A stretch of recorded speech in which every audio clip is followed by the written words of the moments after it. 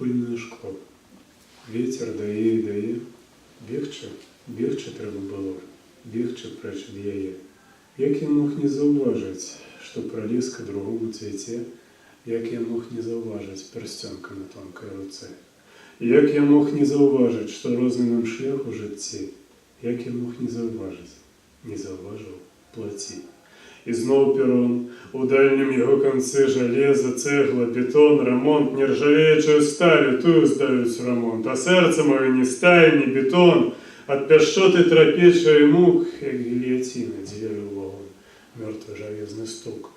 Дратоў блытаніна, вагоны мільгаюць, абыякавы ляск, агні.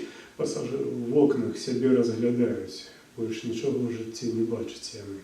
Дратоў блытаніна, вагоны, часам нейкі далёкі вой.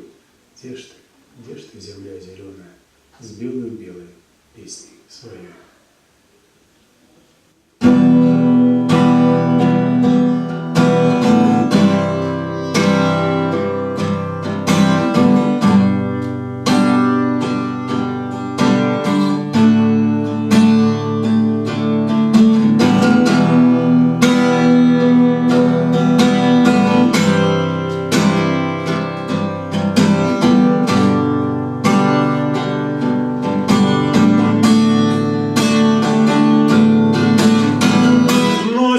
Сядай со мной, коли ласка, на вольнице песня старая, слухай казку, апошнюю казку.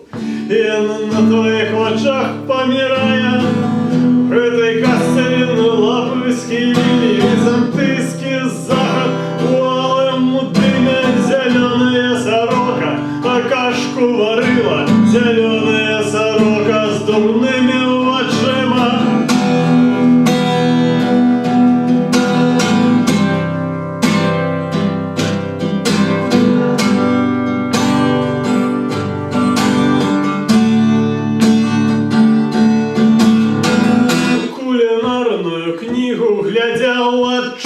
Потылицу драўляная лыжка, и детки кашку да лыжки съели, а нам с тобой не дали они крышки.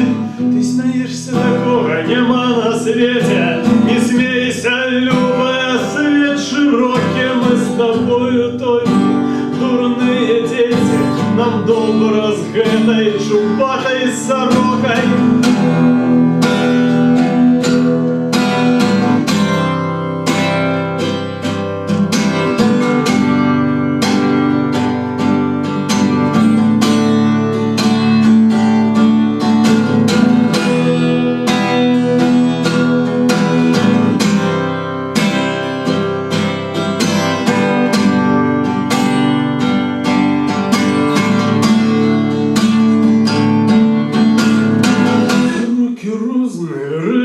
Краду, ці можу в гнізді з золотом поруч лежить кохання, тепло і ради, що принесла сорока за синього мора.